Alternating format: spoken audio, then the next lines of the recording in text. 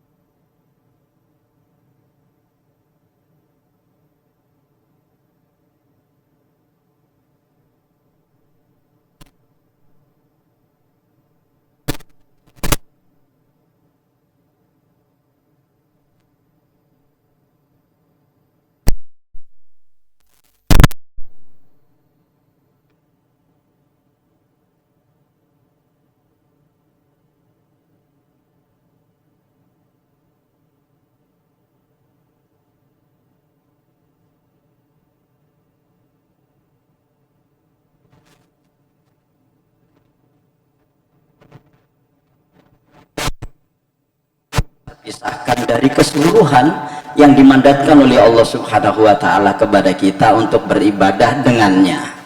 Jadi orang berdagang itu dia sedang beribadah, karena itu ada fikih perdagangan, ya, komoditas-komoditas apa yang boleh diperdagangkan, aturan serah terimanya seperti apa, dan seterusnya. Kalau kita ingat pada masa yang lalu sekalian, ya, perdagangan kita itu kan begitu sangat rigid. Waktu kita ke pasar misalnya, ketika kita membeli, kita katakan, ya, aku tuku yo, iyo aku dodol, gitu kan. Itu adalah bagian dari adab di dalam jual beli yang diajarkan dalam Islam, ya. Dan itu sebabnya sehingga terjadilah perkembangan zaman yang luar biasa. Ada mall, ada supermarket yang orang tidak perlu berhadapan satu dengan yang lain, dan seterusnya. Tapi itu semuanya tetap di dalam kerangka global tentang beribadah kepada Allah Subhanahu wa Ta'ala, yaitu yang terkait dengan masalah jual beli. Ini adalah ibadah ghairu mahdho, sama dengan ibadah-ibadah sosial atau ghairu mahdho yang lain. Ada nikah, makanya ada bab di dalam fikih itu yang disebut dengan fikih nikah misalnya, ya, fikih nikah. Ada bab tentang jihad fisabilillah, makanya di dalam buku fikih itu ada fikih jihad, dan seterusnya dan seterusnya.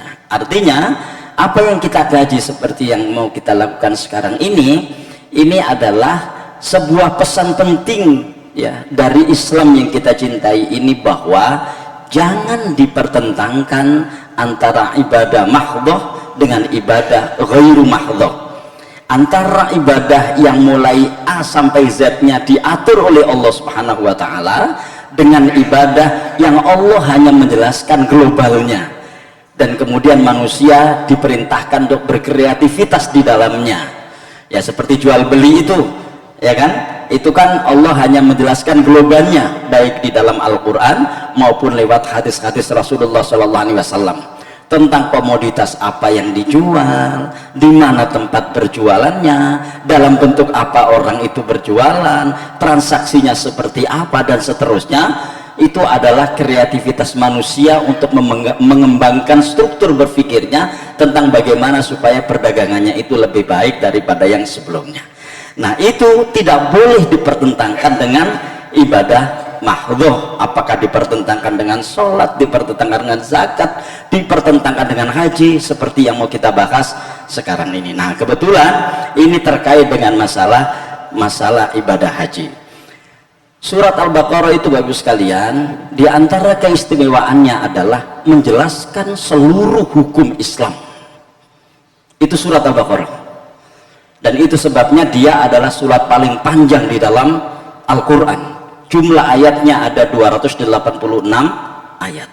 Di dalam surat Al-Baqarah juga ada ayat yang paling panjang di dalam Al-Quran, yaitu ayat yang ke-282, ayat yang menjelaskan tentang utang piutang.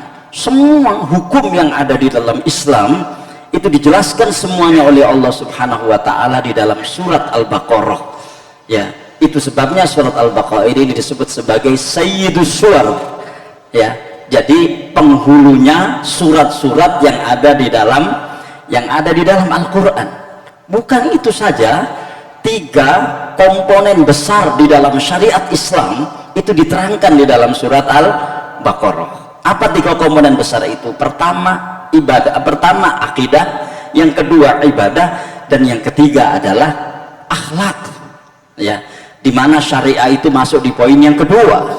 Ya, akidah, syariah, akhlak itu keseluruhannya dijelaskan oleh Allah Subhanahu wa Ta'ala di dalam surat Al-Baqarah. Nah, itu sobat Ibu sekalian, 4 rukun Islam, ya, salat, puasa, zakat, haji, dijelaskan oleh Allah Subhanahu wa Ta'ala di dalam surat Al-Baqarah, yaitu yang tentang haji itu dimulai ayat yang ke-196 sampai dengan ayat yang ke-200. Itu sebabnya kemarin Ustadz Suito mengirim WA kepada saya, asbabun nuzul berikutnya ini panjang Ustadz, tapi satu bahasan, yaitu surat Al-Baqarah mulai ayat yang ke-196 sampai dengan ayat yang ke-200. Ini adalah ayat-ayat yang menjelaskan tentang haji. Ya. Nah, di tengah-tengah ayat yang menjelaskan tentang haji itu, Allah Subhanahu wa Ta'ala menjelaskan tentang moralitas perdagangan, akhlak berdagang ketika di musim haji. Nah, gitu ya. Jadi akhlak berdagang di musim haji. Makanya kita baca ayatnya ini ya. A'udzubillahi minasyaitonirrajim. Laisa 'alaikum junahun an tabtagu fadlan min rabbikum fa idza afadtum min arafat fadhkurullaha 'indal masy'aril haram wa dhkuruhu kama hadakum wa in kuntum min qablihi laminad dhallin. Ya, laisa 'alaikum junahun, tidak ada dosa bagi kalian, an tabtagu fadlan min rabbikum, untuk mencari karunia, ya, rizki atau hasil perniagaan dari Tuhan kalian. Nah, kalau kita lihat di dalam tafsir, apalagi asbabun nuzulnya, yang dimaksud ini adalah di musim haji. Artinya ketika musim haji itu tidak ada masalah bagi kalian untuk mencari rizki, tidak ada masalah bagi kalian untuk berniaga, tidak ada masalah bagi kalian untuk mencari nafkah di musim haji tersebut, gitu ya kan. Maka Bapak sekalian, kalau kita mungkin ada yang sudah pernah menunaikan ibadah haji, itu kan kadang-kadang kita jumpai orang-orang dari Madura, ya kan, dari Sulawesi, ya, itu membawa komoditas hasil bumi mereka dan dijual ketika musim haji tersebut, gitu. Nah, kalau orang-orang dari Madura itu biasanya bawa rokok kan ya, dalam jumlah besar begitu, dan kemudian ketika ketahuan tentu ditangkap, gitu kan ya, karena memang di sana orang-orang Arab sendiri juga suka merokok dan paling suka dengan rokok-rokok kretek yang dibuat di Indonesia, gitu ya. Maka mereka bisa menyebut nama-nama rokok itu. Bukan itu sebetulnya, yaitu tentang komoditas-komoditas hasil perdagangan. Itu banyak di antara mereka yang membawa. Rupanya berdagang di musim haji itu sudah bertahun-tahun terjadi, gitu maksudnya itu. Ya, bertahun-tahun terjadi. Karena itu kita hanya membahas penggalan ayat ini saja, ya, tentang asbabun nuzul tersebut. Laisa 'alaikum junahun an tabtaghu fadlan mir rabbikum.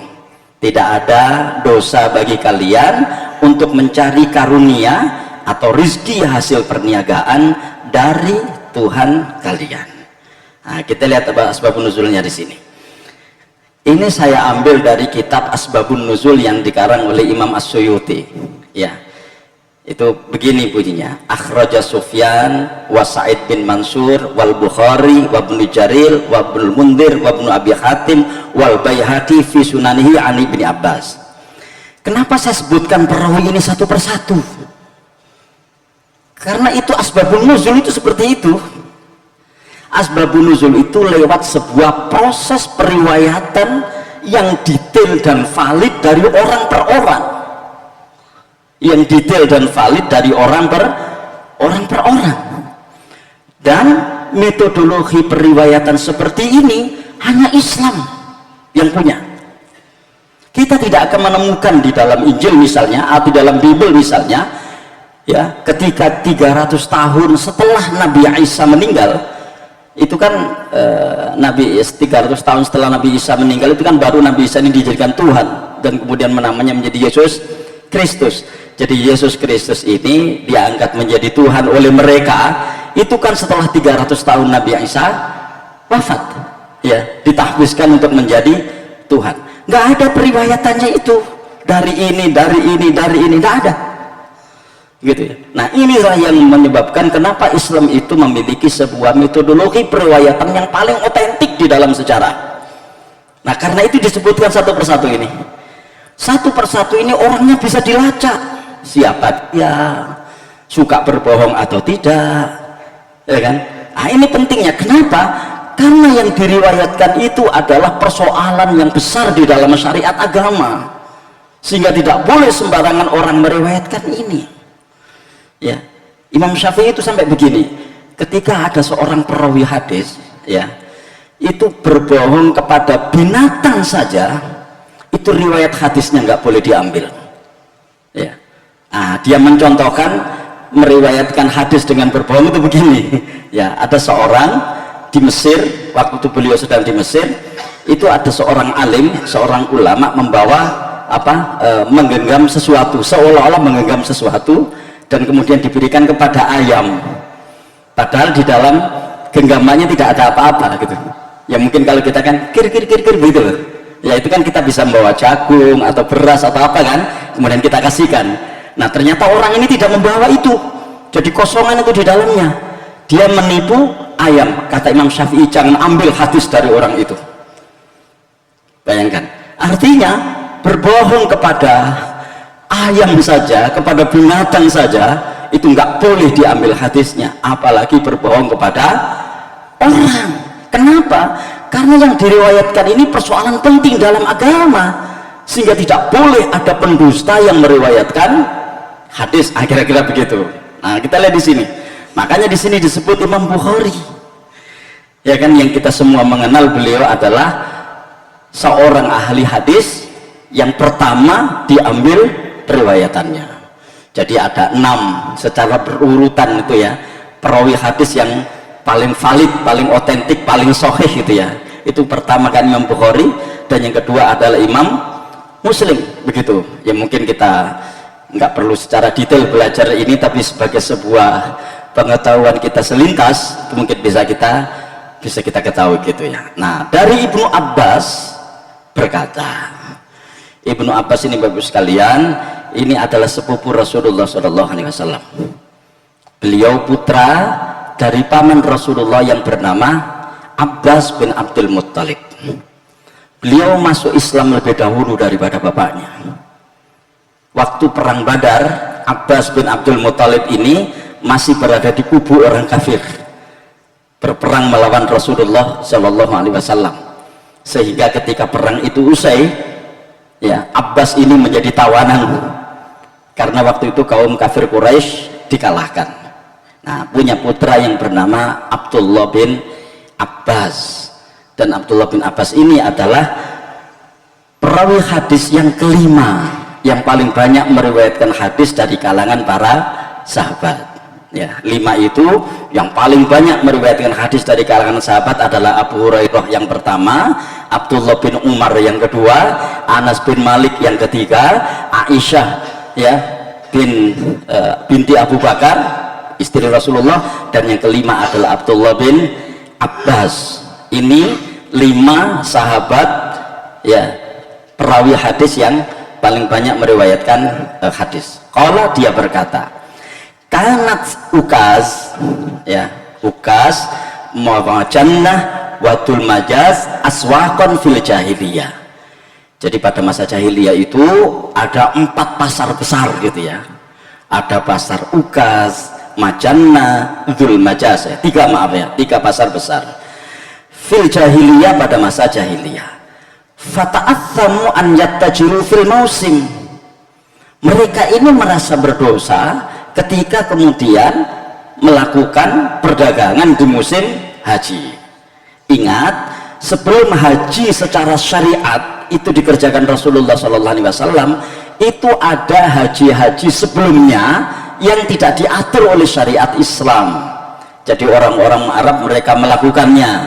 Nah, di antara yang mereka lakukan misalnya ketika dia tawaf di sekitar Ka'bah itu dengan telanjang, itu haji yang dilakukan pada masa jahiliyah. Nah, pada musim haji itu mereka enggan untuk berdagang, merasa berdosa kalau mereka berdagang. Fasa'alu Rasulullah sallallahu alaihi wasallam. Maka kemudian mereka bertanya kepada Rasulullah sallallahu alaihi wasallam, ya, anzalika, tentang hal itu. Artinya menanyakan kepada Rasulullah sallallahu alaihi wasallam tentang berdagang di musim haji. Fanazalat, maka turunlah ayat, laisa alaikum junahun antabtagu fadlan mir rabbikum.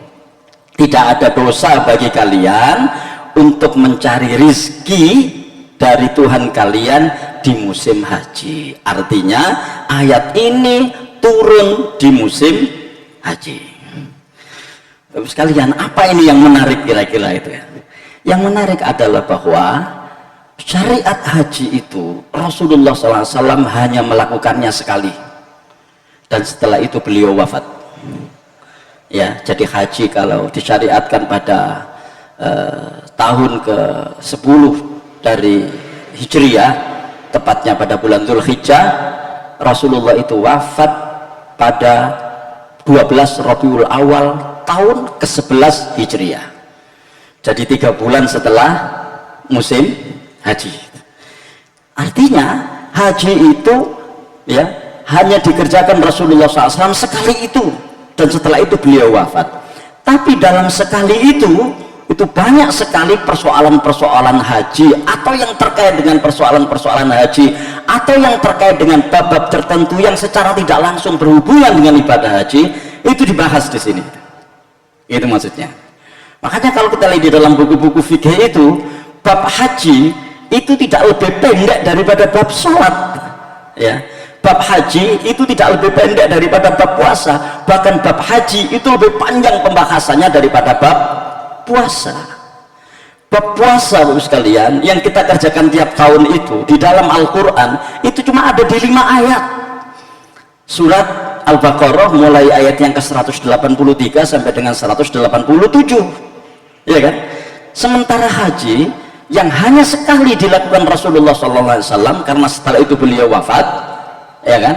Itu banyak sekali ayat-ayat yang membahas tentang haji. Bahkan inilah satu-satunya rukun Islam yang namanya menjadi nama salah satu surat di dalam Al-Quran. Makanya ada surat dalam Al-Quran namanya surat Al-Hajj, surat yang ke-22. Ya, jadi seperti itu, ya kan? Jadi yang menariknya itu gitu, ini cuma sekali, dan di sekali itulah kita berusaha untuk mencontohnya sekuat tenaga gitu. Kira-kira begitu ya. Di sekali itulah kita mencontohnya sekuat tenaga. Artinya kalau misalnya puasa ya, Rasulullah SAW berpuasa itu 9 kali sepanjang hidupnya, mulai tahun ke-2 Hijriah sampai tahun ke-10 Hijriah. Jadi 2, 3, 4, 5, 6, 7, 8, 9, 10 ya, 9 kali beliau berpuasa Ramadan. Tapi kalau haji itu cuma sekali beliau melakukannya. Nah, ini yang pertama ya. Sebab nuzul yang kedua ini artinya ya, kalau ingin dapat mungkin bisa minta ke takmir ya. Sebab nuzul yang kedua ini diriwayatkan Imam Abu Dawud. Warawa Abu Dawud wa ghairuhu, dan Imam Abu Dawud serta yang lainnya meriwayatkan dari hadis Yazid bin Abi Ziyad an Mujahid dari Mujahid an Ibnu Abbas dari Ibnu Abbas qala, dia berkata, kanu yattaqunal buyu'a wat tijara fil mausim, mereka menghindari berniaga di musim haji. Ya, mereka menghindari berniaga di musim haji. Yaqulun, ya, ayyamu dzikrin. Kenapa? Karena musim haji itu hari-hari zikir. Nah, ini kita lihat ini. Musim haji itu hari-hari zikir. Karena itu mereka tidak mau berjualan, mereka tidak mau berniaga, mereka tidak mau berdagang di musim haji itu. Fa'anzalallah, maka Allah menurunkan ayatnya, laisa alaikum junahun antabatahu fadlan mir rabbikum, tidak ada dosa bagi kalian untuk mencari rezeki dari hasil perniagaan dari Tuhan kalian.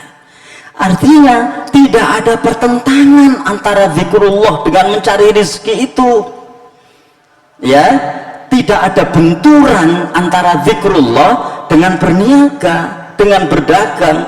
Kedua-duanya sama-sama ibadah, yang satunya ibadah mahdhah, yang satunya ibadah sosial, dan itu diperintahkan, yang keutamaannya juga besar.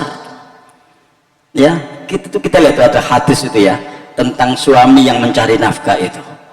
1 dinar yang kalian infakkan untuk memerdekakan budak, 1 dinar yang kalian infakkan, ya kan, untuk jihad fisabilillah, 1 dinar yang kalian infakkan untuk sedekah kepada fakir miskin, dan 1 dinar yang kalian infakkan untuk memberi nafkah kepada istri kalian, itu lebih utama.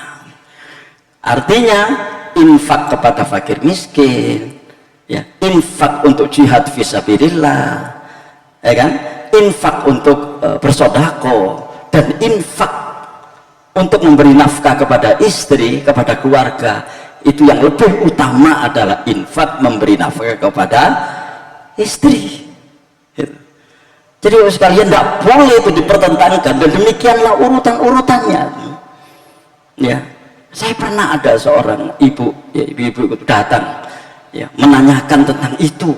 Dia punya suami ikut aliran apa begitu, ya, sehingga dia itu pikir saja itu di sebuah tempat, tidak mau mencari nafkah untuk istrinya, sehingga istri dan anak-anaknya tidak terawat.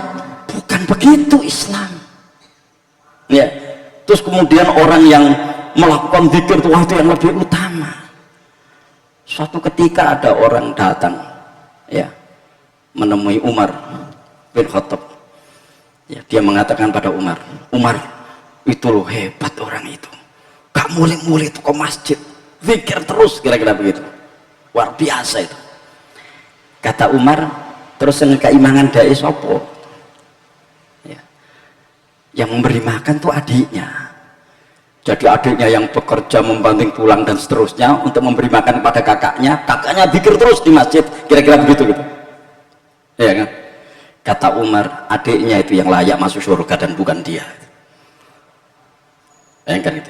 Dan kita perlu tahu ibu sekalian, di antara cara Belanda melemahkan Indonesia dulu, ya, itu kan membenturkan keduanya ini, ya, sehingga kaum muslimin digiring sedemikian rupa ke dalam sebuah pojok masjid, wis kono ndonga zikir sing akeh, ya, harta kekayaan Indonesia dihabisi oleh mereka.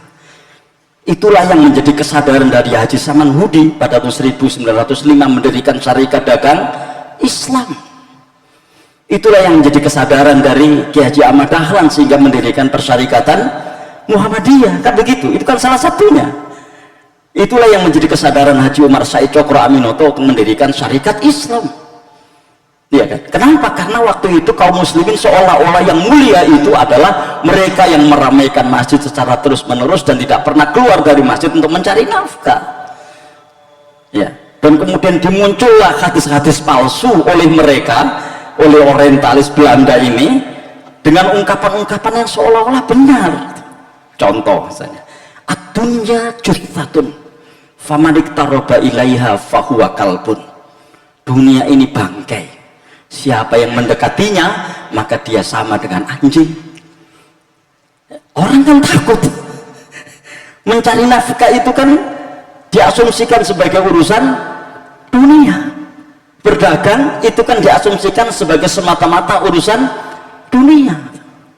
Makanya orang yang mulia adalah orang yang selalu menengadahkan tangan ke langit gitu kan, berpikir sedemikian rupa. Itu nah sekalian, ayat apa hadis ini yang merupakan asbabun nuzul dari surat Al-Baqarah 198, kira-kira maknanya begitu. Yaqulun ayyamudz dzikr. Mengapa mereka nggak mau berdagang di musim haji? Mereka mengatakan ayyamudz dzikr. Musim haji itu adalah hari-hari zikir. Fa'anzalallah, maka turunlah ayat Allah, laisa alaikum junahun antabtahu fadlan min rabbikum. Tidak ada dosa bagi kalian, ya kan, untuk mencari rizki dari Tuhan kalian. Artinya ayat ini turun di musim haji. Yang kedua, yang ketiga, ya ini diriwayatkan oleh Imam Ahmad. Ya, makanya kita lihat pertama, kedua, ketiga, beda-beda ini kan ya isinya itu ya. Qala Ahmad, ya. Jadi Imam Ahmad mengatakan, yuk sekalian di antara 4 ahli fikih itu ya, itu yang banyak meriwayatkan hadis itu adalah Imam Ahmad, sehingga ada buku yang bernama Musnad Imam Ahmad. Itu isinya 500.000 hadis. Ya, yaitu masih belum diseleksi tentang yang sahih dan tidak sahih, tapi keseluruhannya itu 500.000 hadis. Imam Ahmad ini adalah murid dari Imam Syafi'i. Ya, murid dari Imam Syafi'i, Imam Syafi'i murid dari Imam Malik, Imam Malik murid dari Imam Abu Hanifah. Artinya dari 4 imam mazhab itu yang paling muda itu Imam Ahmad ini. Ya, itu yang paling muda, yang kita kenal dengan istilah mazhab Hambali, karena namanya adalah Imam Ahmad bin Hambal. Cerdas orangnya, pinter, ya, layaknya ya apa namanya, makanya dia kemudian bisa dalam bab-bab tertentu mengalahkan gurunya yang bernama Imam Syafi'i. Bahkan dalam sebuah peristiwa yang melegenda di dalam sejarah, ketika kaum Mu'tazilah istilahnya menguasai pemerintahan Bani Abbasiyah waktu itu, ya kan, itu karena aliran Mu'tazilah, maka Quran itu bukan kalamullah, Quran itu bukan kitab Allah, tapi Quran adalah makhluk Allah gitu. Padahal Al-Quran adalah kalam Allah, dan kalam itu kan menyatu dengan yang berbicara, ya kan? Makanya dia kan bukan makhluk. Kayak pembicaraan kita ini kan bukan buatan kita kan, itu yang melekat dengan kita, kira-kira begitu. Nah, waktu itu ulama-ulama itu dipanggil, semuanya berkelit. Dan karena berkelit itulah sehingga mereka selamat gitu. Imam Syafi'i dipanggil gitu. Menurut Anda Quran ini makhluk atau bukan? Imam Syafi'i pegang mushaf, pegang Al-Quran yang biasa kita punya itu. Kalau ini makhluk, tidak salah kan? Ini kan buat usia kan, kertas dan seterusnya ya. Tapi itu kan cara beliau berkelit. Kenapa? Karena waktu beliau berpikir, beliau tidak menggerbong.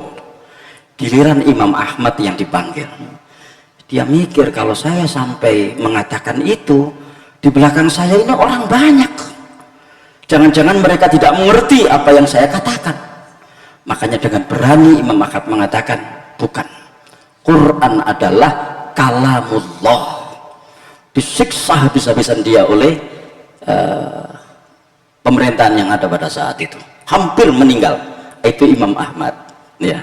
Makanya beliau ini dikenal sebagai Imam Ahlus Sunnah wal Jamaah ya.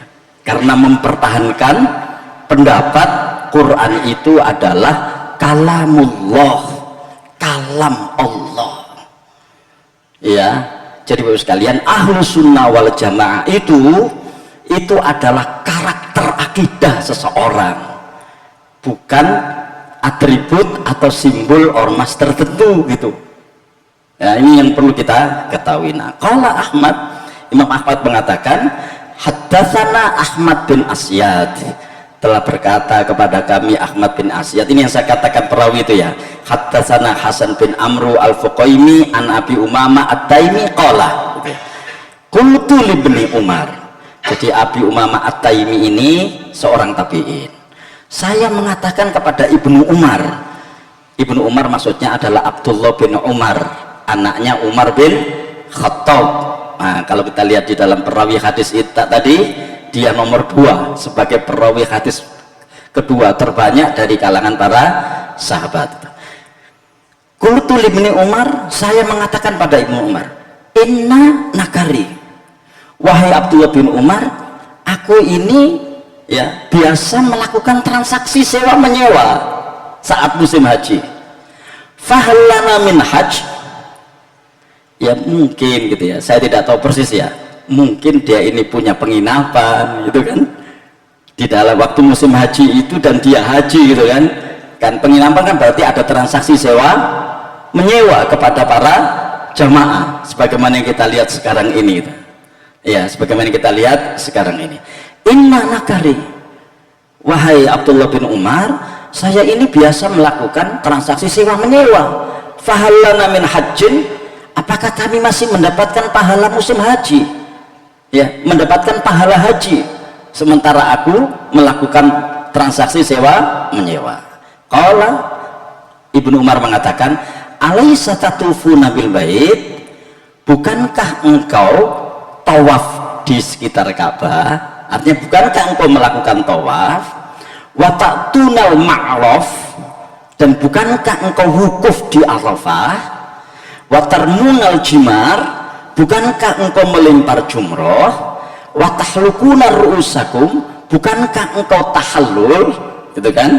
Jadi ditanya, wahai Umar, Abdullah bin Umar, aku ini melakukan transaksi sewa menyewa sementara aku melakukan ibadah haji, apakah aku dapat pahala dari hajiku itu? Gitu, kira-kira begitu.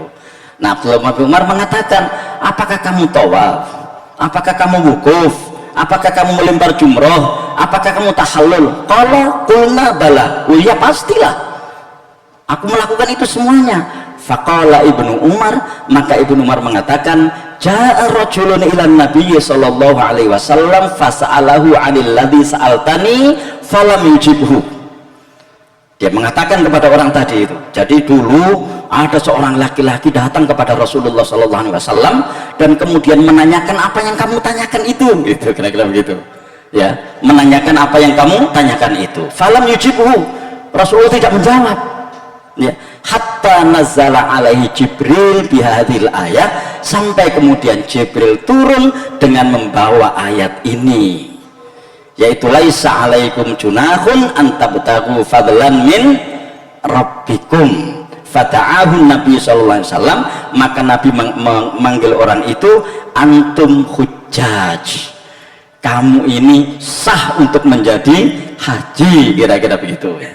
Jadi tidak benturan, tidak ada masalah kamu melakukan sewa menyewa saat musim haji, asalkan kamu memenuhi syarat rukun haji dan itu kamu lakukan semuanya.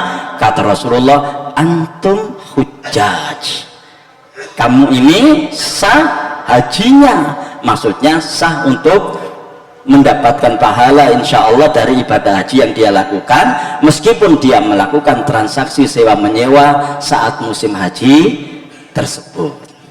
Yang ketiga, yang keempat, ini maknanya ya, yang keempat ini terjadi pada masa Umar bin Khattab ya.